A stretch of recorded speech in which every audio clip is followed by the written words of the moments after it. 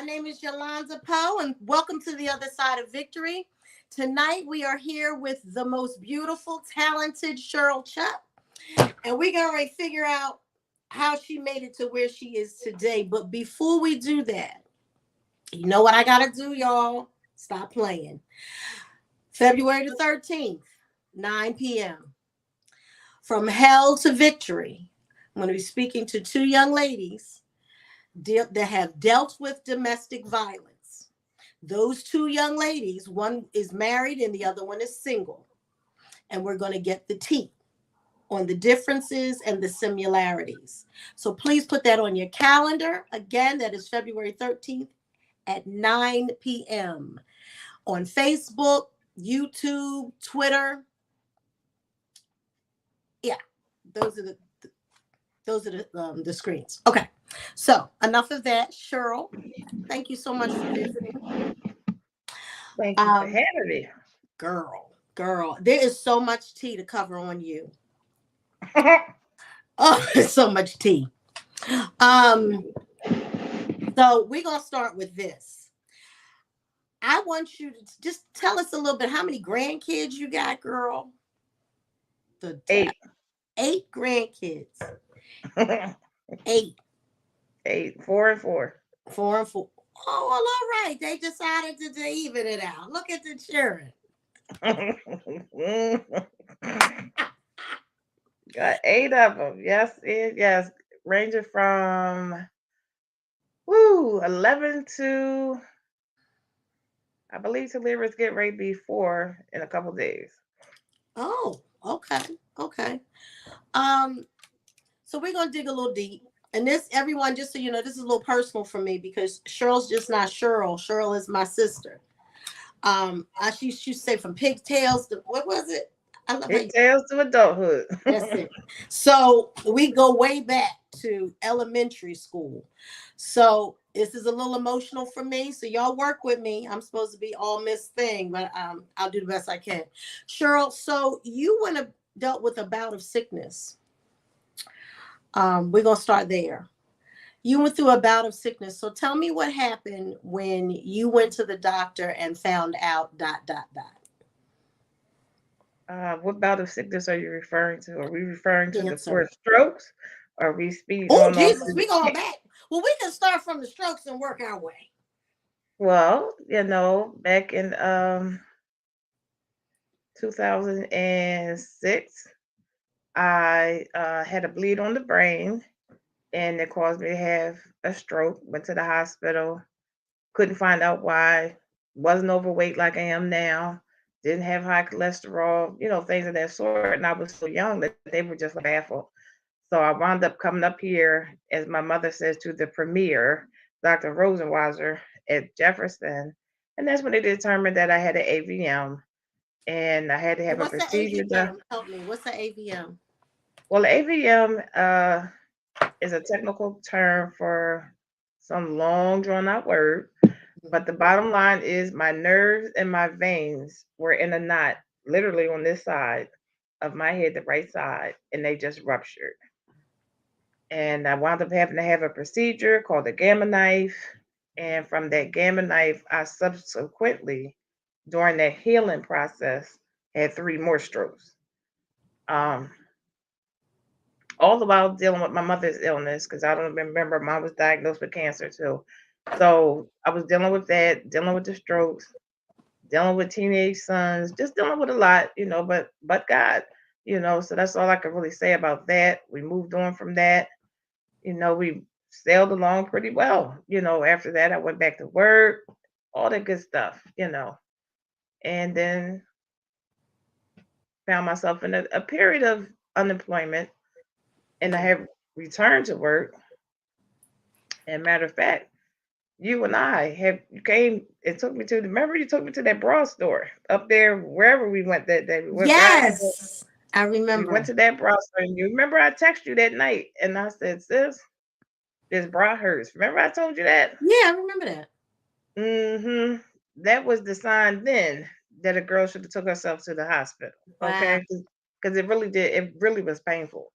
It was very, very much painful, and I think that was like October, November, sometime. Mm-hmm. And oddly enough, I could actually feel the lump that was in this left breast. I could feel the lump, but I was uninsured because I wasn't working. They just started getting back to work, things of that nature. So I didn't have any health insurance. So January, I was able to get health coverage, and the first thing I did was, make a primary appointment. They went to touch it, I almost, socked the doctor because it just really hurt that bad, and he Mm, immediately sent me downstairs to radiology. Like immediately, there was no making appointments, no none of that. It's like you go down there right now. mhm, So I went down there. They did the same thing. They touched me, scheduled me to come back for a biopsy. Went through that whole process. At that time, I still don't think I was back to work. mm, I was up Why Not Prosper at the time. I was doing some volunteer work up at Why Not Prosper, and I was sitting out back with the ladies, just talking and stuff. And the doctor mhm, called me. She's like, "Are you sitting down?" And I was like, "No, not really." She's like, "I need you to sit down." I'm like, "Okay." So I sat down, and that's when she told me that it was malignant. So I said, "Okay, no problem." Hung up the phone with her, had to schedule another appointment, had to go back out Center One, which is all the way up Bustleton Avenue. Went back out there this particular day, and when I tell you it was snowing, it was doing everything it could possibly do that day. But I went in there and they did another, like, a lymph node biopsy and another biopsy on the area. And I just remember just like the pain. First of all, it hurt very much. So it hurt. The biopsy just hurt. But I remember when I was leaving, I called two of my prayer warriors, and we were on the three-way. I'm standing out there freezing on the corner waiting for the bus. And they're like, "Are you all right?" And I'm like, "Yeah, I'm okay." You know, and I was really honest. I was. I really hadn't registered it in my mind. You mhm, know, never really fully processed it. Didn't do all that, but a series of testings and things had to be done before they could schedule for treatment. mhm. And during that process, it was determined that I had severe fibroids. Um, I had left from the primary. She's trying to call me. I mean, calling me. She couldn't reach me. My god sister is my emergency contact, so she calls her for her to call me. I'm up at what's that station? Uh, the end of the line, Bridget Pratt, Era Transportation, whatever they call it now. But I Uh-huh. was there, and she's like, "You need to call your doctor. She's trying to reach you." And I'm like, "I'm on the L. I'm getting ready to go home." She's like, "No, call her now." So I call her, but I'm on the L. She's like, "I need you to get to the hospital right now. You need a blood transfusion." And I said, "Excuse me?" And she said, "Your blood level is so low. I don't even know how you're walking around." Mm. And I was like, "Oh." So I got off the one side, the L, went on the other side, came back up here to Einstein. I wound up having to get 3 bags of blood. I literally was bleeding out, literally. So that's why I say, I truly believe there's a God, and I truly know that God loves me because you cannot tell me that wasn't God that kept me because I don't drive. Well, I don't have a car. I know how to drive, but I don't have a car. But I'm catching public transportation, like literally from West Philly to up this end, back down that end, and not once did I pass out in the street, not once did I fall out on public transport, none Wow. of this. So he kept me this whole time. So I Yeah. get these blood transfusions, bam, they send me on the way. Then I had to go get a port put in. All this old good stuff transpired. Then finally came treatment day. Well, in between that, I had to get something called a PET scan, which really scans literally your bones, like everything, just everything, your bones. And I didn't get the results to the day of this treatment. So my god sister and I, we went to my appointment. We're sitting there talking to the doctor. He's going to give me the result because when I got diagnosed, they told me I was stage 2. But that particular day, he let me know that the cancer had metastasized to my hip, my pelvis, and my spine. Mm. So I now jumped from 2 to stage 4 because of the mess. And that particular day, I was supposed to start treatment. And I'm like, no, I think I'm gonna go home. Okay. I'm gonna go Okay. home. I can't do this today. We're gonna go on home. We gotta regroup. We gotta reprocess. My sister's like, come on, you could do it. No, ma'am, I cannot. I'm going home. So I went home. I sat in my room and just said, God, listen, I got at the time, I think I only had 2 grandkids. I was like, I have grandkids out here and I have things I still have yet to live for. I said, I do not have time to be dying because see, cancer caused my father's death. Cancer also caused my mother's death. So it's just like, I don't have time for that. I'm like, I got things to do. I need you and I to come to an understanding that I want to see my grandkids grow up. I want to see them graduate high school. I want to see them go to college if they choose. I want to see them get married if they choose. Whatever it is, I need to still be on this side of glory and witness these things. Right, right, You right. know, I went back the next day, and that began my journey with treatment, radiation, and now I have something called maintenance treatment. I still go once a month. So I wanna back up a little bit because there was a moment in this where you called me and you went to take your scarf off. How about we talk about that? Oh boy. Mm. Mm-hmm. That's the hurt piece for me. Yes, yes. That was the hurt piece for me. Like I could really deal. I mean, and I find it very ironic, because everybody deals with things differently, right? Mm-hmm. And some people can still work, some people can't. Some people are like, okay, I can't go to work. I went through a rash of things. I had pneumonia. I've had this, that, and the third during the process of that. But that right there, that was it for me. I was devastated. And it wasn't even a scarf, it was a hairnet. You know the old fashioned hairnets you tie on your hair? Uh-huh. And I went to take it off. I had went and got my hair done. I think maybe 2 weeks prior or something like that. I went and got my hair done. It was just a flowing. No perm or nothing because I ain't had perm since 2014. But it was, listen, it was flowing. And the doctor told me, he said, pretty much after you had, well, the nurse told me, pretty much after you had this first treatment, your hair is going to start to come out. And I was like, oh, okay. And he wasn't lying. Because I'm telling you, a good breeze, and I could really see my little hairs just blown off. Mm-hmm. Literally. The wind was blowing my hair off my head. But I have wrapped my hair up to go to bed, and I put my little hairnet on because I always use the hairnet just so my hair can breathe. Scarves don't really give you room for, breathing. Mm-hmm. So I got up the next day, go to take it off, and it was stuck like a good old helmet, literally stuck. And when I went to pull it, it was like I was lifting off a wig cap. Wow. The hair in it all came up. All I saw right here was scalp, nothing but Gee. scalp. And I was like, oh my God. So at the time I was staying with, I call it my honey bun. I was staying on Ray Street. You remember because you came past there a couple times. I was Mm-hmm. staying on there and I went down there and I said, listen, On the day of the incident. Yeah, absolutely. I said, I need you to cut this off my head because it's stuck. And then, at that point, she wound up shaving my head. She had to cut the scarf off, everything. I went back in my room and I didn't necessarily cry then, but I do remember going in the bathroom and there's the mirror was over the toilet. And as I got up, you flush the toilet, you just turn around, just like bam. And Mm-hmm. all I see is uh, fuzz, nothing but fuzz.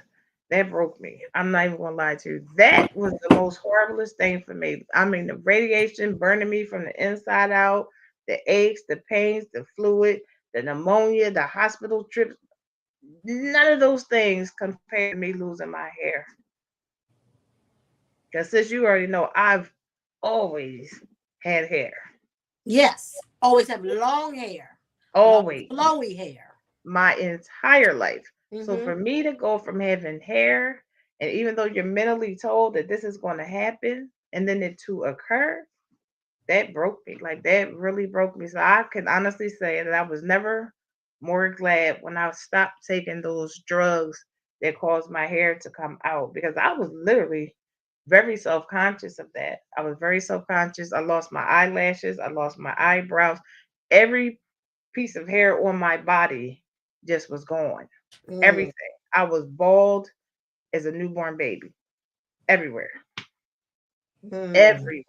Had no hair nowhere. So you're walking down the street, You're self-conscious. You're thinking people are looking at you because you don't. I've never been one to wear makeup. You know this. I don't know nothing about drawing on eyebrows.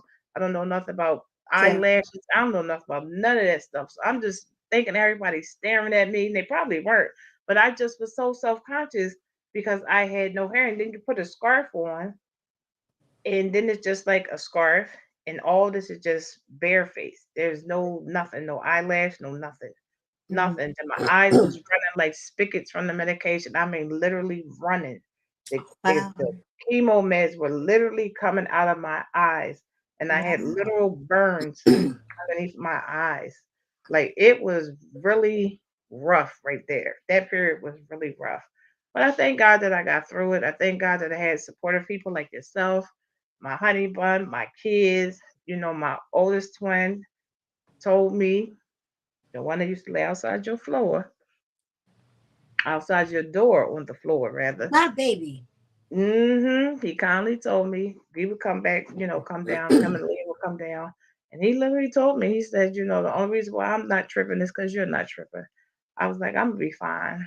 And I really believe that, I really believe what God says about me, and I Yeah. really believe that a part of a one's healing with anything, anything infirmity wise or any type of illness or whatever, it's a mindset.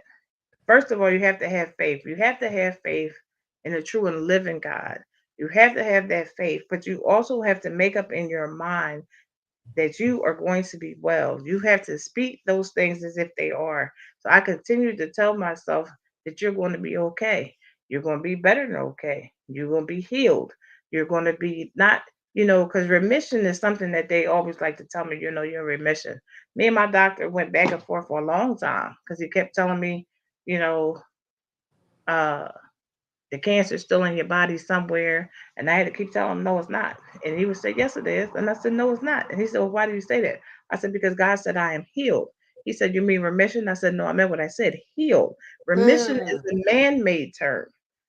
That means somewhere in this body, there's still cancer cells, cancer that return. Healed by God is just that, healed. It will never return in this body in this lifetime, period. Amen. So once Amen. he and I got on the same page, we got along fabulously.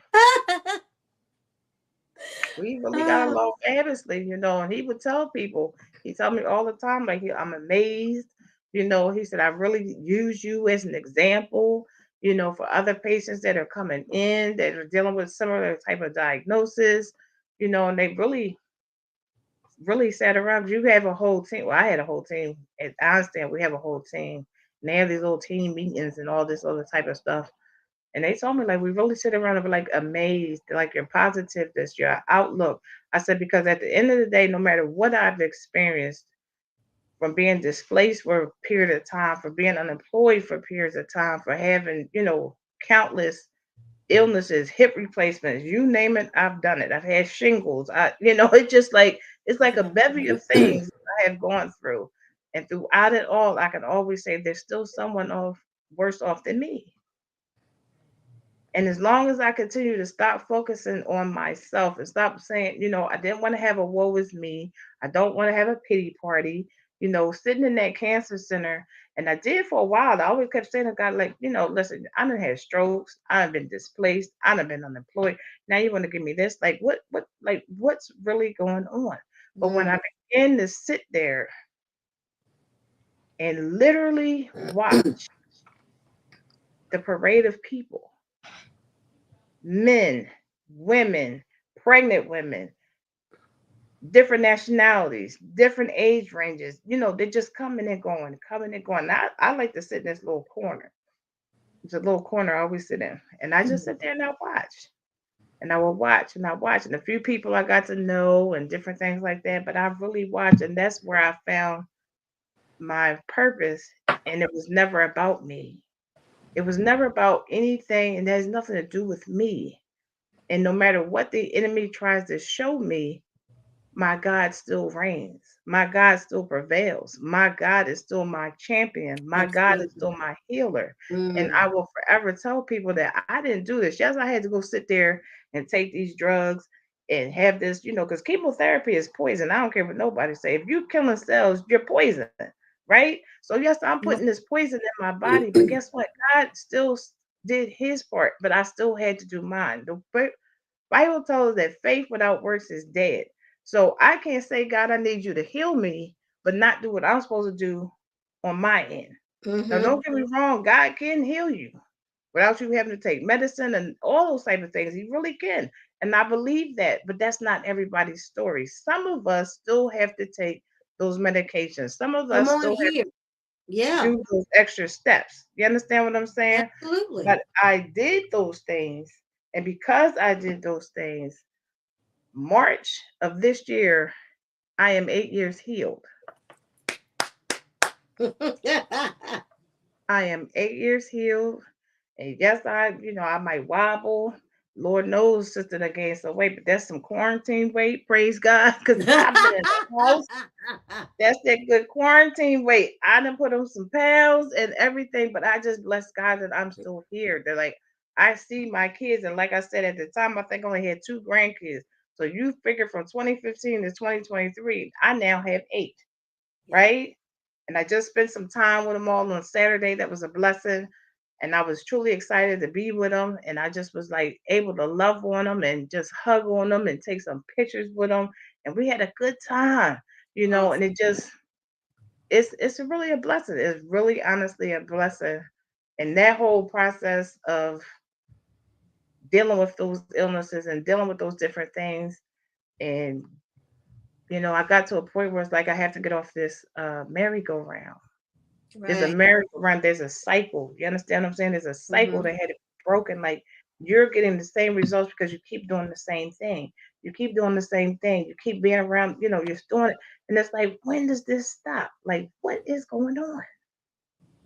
Like, Lord, what am I doing wrong? So that's when I had to really rededicate my life back to God. And I really had to Mhm. begin to get back in my word. And I really had to begin to back into prayer. I've always been a worshiper. That's just listen. I love that part of life. Uh-huh. That comes easy, but fasting did never come easy for me. And I had to learn how to really take it one day at a time. When I first started back into going into fast, I would do it for one day. Then the next time it might be 2 days. Then the next week is 3 days. To where now I could go right on down the line and it won't even phase me. Yeah. You know what I mean? But you have to. I just encourage people to, especially now, with this COVID, with the monkeypox, with the this, with the that.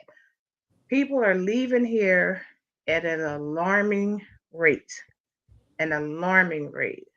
And I just encourage everyone, I'm not trying to turn this into a whole Bible session, but I just encourage people to really, really, really get to know God for yourself. Like, I really do.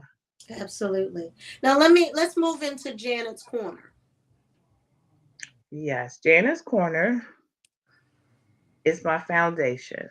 And that foundation literally was birthed out from this whole cancer diagnosis and from me actually going through a mentorship program called Stiletto Stand. And my apostle Chantel, who is the instructor for that class. Now, don't get it wrong. We had to do the work. We had a little book and everything, and she never told us we had right answers or wrong answers or any of that. It really was uh, uh, a self examination of self. Like you had this book, you have these questions, and it wasn't really like no right answer or wrong answer or anything like that. But this course like really changed my life. And I do remember when the course was over, I remember calling Crystal and I said to her, I said, Chris, we're going to do a foundation. And the name of that foundation is going to be Janet's Corner Foundation. And where'd that name Janet come from? That's my mom. That's my beloved mother who passed in 2009 from metastatic kidney cancer. And that foundation just means the world to me. Like it really absolutely means the world to me because my desire is, and it's for the cancer community. And the difference in my particular foundation is that I'm not limited to just say breast cancer or kidney cancer or liver cancer or lung cancer. I particularly don't care what type you were diagnosed with. I don't care. If it is in our power to help you, because that is what we're here to do. We're here to serve. We have thus far, we've had a spa day. We have paid utility bills. We have getting people to and from their appointments. I even helped a lady's grandson get some kind of piece for his car because he was her mode of transportation. We've supplied meals. Mm. Like we've done various things. We've had different fundraisers. Um, we sold some masks back at the height of COVID. Like we Wow. really want to help the community. And the thing is, people don't understand is like I said, everybody can't work. I was one of those that can't work, right? And then Yeah. you think about it, even if you have a two income household, that person that was diagnosed may not be able to continue working. So now you're down to one income, or you have the single mom who has children but cannot decide whether or not she should, get the treatment, pay her electric bill, buy some groceries, get some school supplies. So, whatever it is that we're able to do, big or small, and it's in our ability to do so, and God allows us to do it, that is what we're going to do. We're going to continue to support the cancer community. This year we're going to have in October the 14th, as a matter of fact, October the 14th of this year, Mhm. we're having a black tie sneaker charity ball. We will be raising funds so that we can continue to be a help to the cancer community. Mhm. So that is our biggest thing for this year. We're going to have this charity ball. We Okay. want everybody to come out. We're having a raffle. We have some awesome prizes. We have a grand Okay. prize, the first place prize, a second, and a third. The raffle prizes have been donated by two of my sisters in Christ. They're donating the prizes. So I'm excited because I was like, you know what? I want to have a sneaker ball and I'm going to have a black tie sneaker ball. I want you to come dressed to the nines with your best pair of sneakers on. That's what I Oh, want okay. you to do. Yes, ma'am. We're wearing gowns, we're wearing ties, we're wearing slacks, shirts, tucks, whatever it is you want to put on, but just make sure you got some sneakers on. Because that's what it is. It's the black tie charity sneaker ball, and the effort is to raise money to because listen, I can't help people with no money. But no money. Takes money, Absolutely. and we are a nonprofit. So since we're a nonprofit, we look to the community, we look for sponsorships, we look, like I said, we have fundraisers, we do different things just to generate some income and have some income coming in so that we can go out and help those in the cancer community. Gotcha. Okay. So now we're going to move into your entrepreneur movement. But the reason why I asked you all these questions is I wanted to the little message at the bottom is from shock to faith, and how God has taken you from being. I remember the strokes because I remember one of them. I said, if you wanted to see me, you could just call me because we hadn't seen each other for years, and you kept having these strokes. And I said, you know what? A phone call would have been easier. got, Yeah, that was you did keep got, got me tiptoeing up in that traveling. hospital room. Got me traveling all these distances of these strokes. And I remember the four strokes, and I remember you are a phenomenal woman. I must say, phenomenal. I remember I struggled more, I believe, with your sickness than you did. That thing just messed me up. I could not, because y'all, Cheryl's like my sister. Like we fuss like we blood, like we do. We fuss like we blood. We love even as hard. Her children are my children. Those is my babies, and I know they stand like 6'4", but they my babies. They my babies, and Yeah. to see her go through what she went through, but to watch how God moved her through all of that, to get her to from sickness to a nonprofit to now she's an entrepreneur. So tell us about your travel business. Well, I have recently partnered with Planet Marketing, and the travel side of it is called ccselitetravel. I am a travel advisor. Um, we can get you anywhere you want to go. We can get you anywhere you want to go. Um, if you want to be local, and by local I mean stateside, or you want to go abroad, whatever it is you desire to do. We do cruises, we do destinations, we do weddings, we do whatever it is that your mind could come with. Family reunions, we do it all. And I'm so excited to be a part of this business. I really am, because I've actually and I'm just going to be perfectly honest. I've been on Zoom for 3 years, okay? 3 years for church, 3 years solid Zoom, Mhm. right? And when I first got into this aspect of this business, I was like, they have a lot of Zoom meetings. I said, Jesus, you're gonna have to you're gonna have to help me with this because I've already been on Zoom for 3 solid years, right? And I'm just like, woo, Lord have mercy. So, but the thing is, they're just so you want to get on. You understand what I'm saying? Because they are so full of so much information, Mhm. and to be instructed by these millionaires.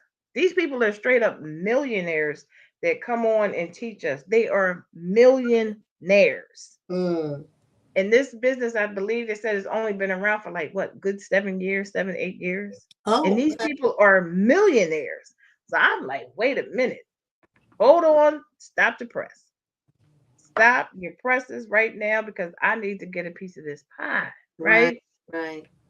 And I also just thought about it because, see, I like to travel.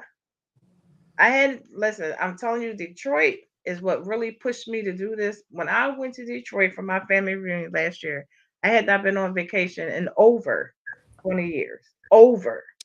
Wow, that's a long time.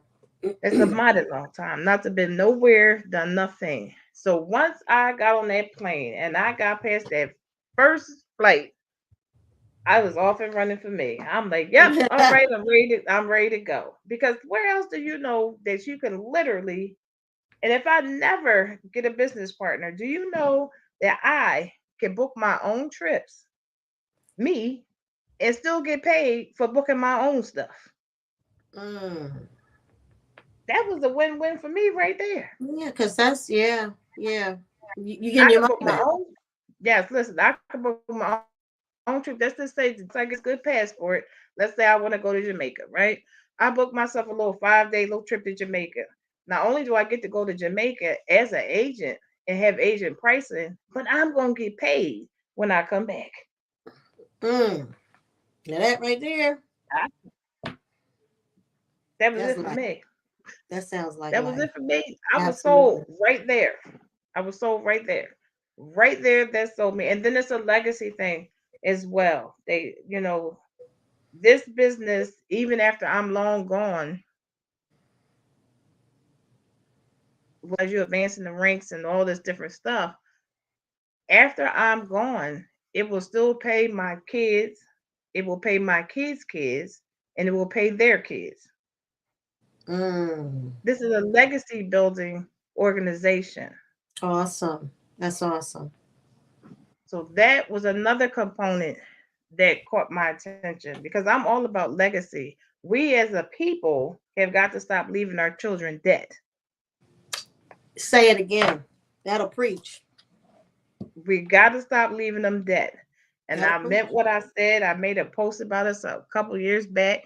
I said, I'm leaving my grandkids keys, deeds, and LLCs.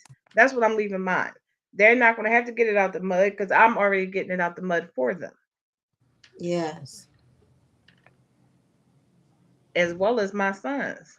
They have one of them, has he definitely has a spirit of an entrepreneur, and he's getting ready to embark on starting his cooking business, Mm-hmm. and it's called Late Night Soul. Oh. Now, what the other two gonna do, I don't know, but we're gonna put it. We gonna put a fire up underneath of them too, because Absolutely.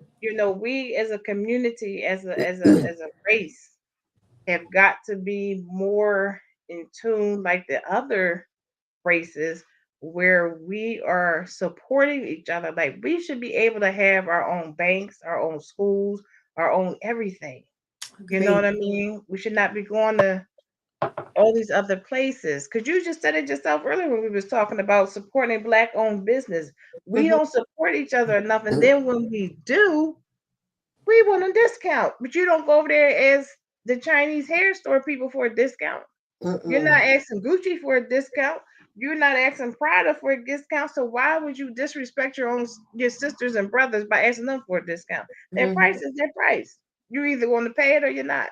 Yeah. Somebody else will pay it. That's for sure. Okay. Well, you know what? I'm going to ask you if there was one thing. I love this end part because it's cool.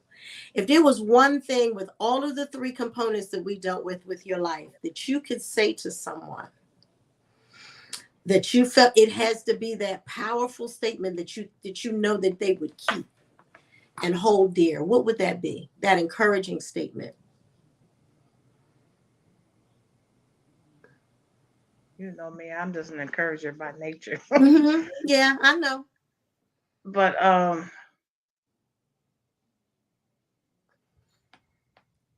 for me, it's to never lose hope. Never lose hope. Your beginning does not dictate your ending. True that. How you start is not how you finish. And everything that we've endured, everything that you've endured, everything that we go through is a stepping stone for our greater. If we just continue to follow the path of our Father, we have to keep in mind that it has to be His will, not ours. So when we begin to remove ourselves and put self out of the way and allow God to take full control over our lives, I promise you, life is not going to be a bed of roses. I'm not saying that, but I Hmm. promise you, everything that you endure, as long as you keep God first, you will get through it. Absolutely. Absolutely. Charlotte, has been a pleasure, um, true pleasure to spend time with you today. Thank you so much for being a part of what I'm doing here. I said, Absolutely. I don't know what somebody prayed because I wasn't planning on doing this, but it's all stemmed from a young lady that just wants her voice heard. Somebody that's Absolutely. gone through abuse and she wants her voice heard. And because of that is the reason why I'm here. And I'm here until I feel as though God moves me or until I don't know. So thank you. Your story is just it's phenomenal to me. I just want to say at the end, in honor of the Stokes family, we are praying for you. Absolutely. Amen. We believe God for peace where there may be confusion, um, where there is pain. We thank God that you'll receive the peace that is necessary, the healing that is necessary. Antoine is truly loved, very much so. His spirit loved. So everyone stay encouraged, those that are related and those that are close friends. I just wanted to give him his honor where honor is due. So Amen. with that being said, I'm going to go. Yes, yes, Oh, yes, thank daughter. you. Love you, Yes, girl. thank you for having me. You're welcome. And All may right, God girl. continue to bless you, my sister. Bless Thank you you. in this endeavor. Because I'm so proud of you. You have no idea. I'm so proud of you. uh, Because this one is of these all the way times, out your this is yeah, one of all the these way out of your times, comfort zone. well, all everything in my life is Mm-hmm. way out of my comfort zone. And as we Yes. get closer to the wedding date, and I share it because I am planning it. Matter of fact, we had a meeting tonight about it. I will share with everyone where we are as it pertains to our wedding. Hey. So sure. You have an amazing evening, girl, and we'll chat I soon. am. Thank you, my sister. Love you. Love you. Toodles. Bye.